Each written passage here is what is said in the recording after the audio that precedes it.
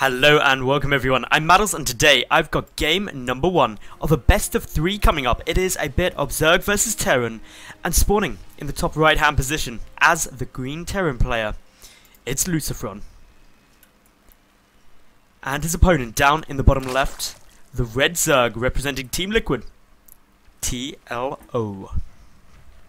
So this is going to be a really fun series. I just got my spidey senses are tingling that this is going to be a good game. I don't know what it is about it. There's just something about it that it's just making me know. It's making me know it's going to be fun. Of course, I hope all of you are getting ready for some amazing plans over New Year. Let me know in the comment section below what you've got planned and if it's anything exciting. I'm not doing anything exciting actually. I'm only going to a small little party. Unfortunately, I have lots of real world commitments and work and stuff to be done the next day, so unfortunately I can't go partying hardcore like I used to, but I hope some of you are. Now, in terms of openings, let's talk a little bit about the game. TLO should be going for a hatch first into a spawning pool. 15 hatch, 16 pool is pretty much the most common opening. Some Zerg players opt to get the gas before the pool. Can be good, it means you get an earlier speed, but does delay your queens and obviously any lings to get out.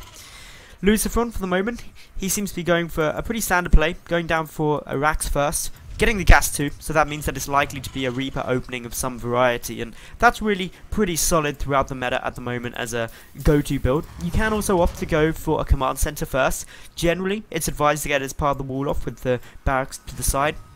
Just makes you a little bit more safe from any early pulls, but TLO isn't known for his early aggression. He's much more of a macro-orientated player, and therefore you can probably get away with going for something a bit greedy, but being game number 1 of a best of 3, I think it's the right choice just to go for something standard like a Reaper expand. The interesting thing, which I'm going to be keeping an eye out for, is whether or not Lucifron opts to get just the 1 Reaper out or 2. 2 Reapers are generally followed up by 4 Hellions to go in for a nice little push, and that can actually be a really solid timing push that potentially can deal a good amount of damage and especially take out a queen or 2. So that can be something really good that we need to keep an eye out coming down.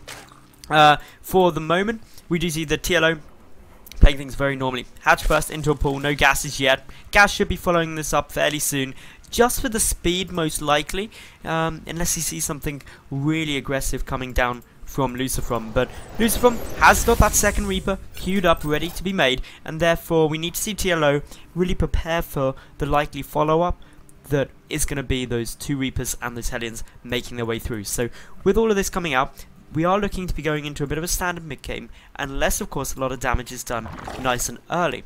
So, hatchery finished up. We've got the Reaper on his way across the map, the second one nearly coming out. 4 Zerglings are in production as well as those 2 queens. And interestingly, second gas getting started just after the command center begins construction there for Lucifron. So, the Reaper making his way up and in, getting scouting information. The Zerglings are going to be able to try and get a good little bit of a wrap around here, but not able to actually pick it off. This Reaper being very cautious, staying on the edge of creep, which is exactly what it should be doing. Now, once these queens pop, obviously the 1 Reaper will have a bit more of a tough time. Already managed to pick off one of those lings, and this is already quite a nice thing to be doing with it, because if you are reducing the Zergling count, the second Reaper and the Hellions that are about to be coming in will be a lot more potent. But the critical thing for Lucifron here is that he keeps these 2 Reapers alive. It's absolutely essential. Now drones are getting pulled. One is going to get killed. Wasn't able to make into a spore caller quite yet, but oh, 1 Reaper gets taken out. That is a big win there for TLO, and if he gets the second one, then that does actually shut down a lot of this pressure. The Reaper will be able to get back. We do have the factory nearly finished up back at Lucifron's base. He's got the 2 gases. May see a nice early starport. There we go. And this could be a Banshee follow-up, especially since these 2 gases were quite early. I wouldn't be surprised to see that. If there's a tech lab thrown down on this barracks, then that's certainly what we will be seeing. And there we are. So Banshee probably going to be following this up now. Whether or not Cloak comes down, we keep a good eye on, but I suspect we will be getting Cloak here. And now, this is very heavy pressure. This is a build which was incredibly popular in Wings of Liberty. A Hellion expand into Banshee then fell out a bit just because of the way everything started going, and I'm sorry I'm explode as I die a little bit there. Sorry, I've still got this horrible annoying cough, so if I do ever mute my mic, it's because I'm dying a little bit. But yeah, as it all goes, yeah, Spinecaller coming down here, everything having quite a good time actually, and TLO, he's just got to look to try and get up his third base relatively quickly now. getting into about the 6-7 minute marks is ideally when you want to get it. That Reaper was trying to get some scouting information, but gets picked off, unfortunately. But does see a third gas there. Doesn't know about the main as far as I'm aware. But with the first Cloak Banshee, and it's going to be Cloak because obviously we see Cloak being researched here, is going to be coming across the map soon. These 4 Hellions are just going to do their utmost to push back creep. Should be able to stop a couple of those creep tumors. More are getting laid down, but they're taken down very quickly. So that's going to delay TLO's creep spread. But the good news for TLO is that he's about to get an Overlord, come and get a little peek at the fact the Cloak is on its way and a Banshee on its way out, sees the Starport, and may even see the Banshee pop, does now see it, sees, of course, the Tech Lab researching something, and as a result, we should see TLO now throw down a couple of Spore Callers instantly on the mark. There we go. Scan being used by Lucifron as well, just to get a little bit of information about really where TLO is going with this. 3 Spore Callers in total. Lair is nearly done too, ready for an Overseer if needed. There's a good number of Queens and this wall off at the front, meaning the Hellions are going to have a bit of a tough time trying to make it up into the main phase. So all in all, TLO getting in a good defensive position, but Lucifron about to be applying a good chunk of pressure. So, Lucifron being forced to pull back for the moment, not wanting to go in just because the amount of Queens and Lings here and the wall off, it'd be very difficult to break through. +1 Carapace being researched currently from that evolution chamber. We'll probably see +1 melee attack on its way soon too. The Spire is a good option up against these Banshee, because of course once you get the Spire down and Mutalisks, Banshees are really shut down, and this is quite a big investment for Lucifron that hasn't really paid off. TLO has only lost 1 worker this game, and that was from the early 2 Reapers, but now Zerglings are making it in to the natural base, and there's nothing back at home to defend. Lucifron is losing quite a few workers here, and this is not something that he was expecting. Already the SCV count getting thinned down, and while the SCVs are still trying to fight off these Lings, in grand total, 9 already being killed, a lot more put onto red health, and that was a mighty good little Zergling run by TLO, and certainly what he would have been hoping for. He also sees the fact that the 3rd command center has been completed. Yes, there's creep being generated though, so that should slow it down once it does flight over. But bear in mind, Baneling Nest and Spire both finishing up, and the 1-1 upgrade's about half done, and TLO is looking to be in a very solid spot after hurting Lucifron's economy there. So Lucifron now has to be looking a bit more for any cool stuff that he can get out. Is he going to be able to pick apart a bit more of TLO's economy? Having only killed 1 worker, he really needs to, especially when he's invested in 2 Cloak Banshee. But with the Spore Caller there and the Queen, it's going to be a bit of a tough job. The Overseer is ready as well. The Spore Caller not quite done, and it looks like Lucifron just going to opt to try and take out some drones to get the definite damage, as opposed to trying to go too greedy and take out the Spore Caller. Now, 8 Mutalisks are on their way out. The Banshee still poking and prodding around. The Overseer does not yet have speed, and therefore isn't going to be able to zoom around with those Mutalisks, and is just going to try to zone them out, these Banshee, as best as possible. But at the moment, the Queen's going to try and get a couple more shots through. Creep spread coming to the edge of the 3rd, not because obviously there's any paths there, but just so the Queens can move quickly to chase back these Banshee out of the mineral line to keep things all nice and safe. The 1-1 upgrades are obviously on their way out here for Lucifron. He's getting the Armory 2 ready to start those mech upgrades, and 2-2 as well. Whereas TLO, he's just quite happily sitting in a position where actually he's going up over the 70 drone mark. He is losing a couple more workers now, but only 1 more than actually the SCVs have been killed. And with the Banshee now making their way, with the Mutalisks now making their way up to the main without any missile turrets, this could lead to some very interesting times. There's 22 Marines, but the majority of which are down at the natural and between the natural and 3rd, ready to defend from the ground. So that means TLO coming in with these Mutalisks here could get a good amount of damage done.